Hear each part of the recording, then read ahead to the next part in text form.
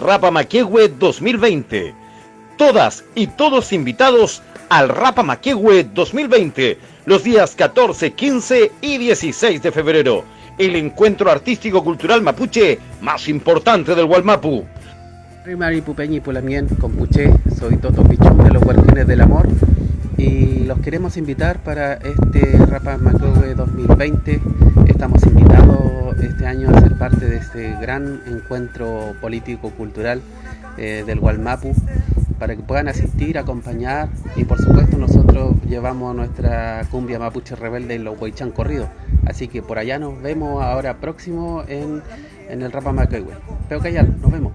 Aquí podrás encontrar diversas expresiones musicales de los territorios, artistas de nivel nacional, actividades y juegos infantiles, talleres, intervenciones informativas, intervenciones artísticas, gastronomía tradicional mapuche, artes y oficios del Wallmapu y muchas atracciones más que podrás descubrir y disfrutar en un grato ambiente familiar.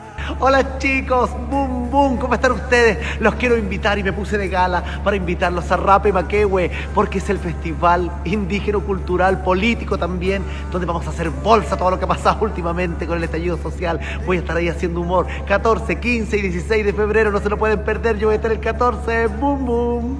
No te olvides, este 14, 15 y 16 de febrero, Rapa Maquehue 2020. Mari Peñi, Mari la mien. Yo soy de Congreso y quiero invitarlos a un festival que va a haber en Padre Las Casas los días 14, 15 y 16, que se llama Rapa Maquehue.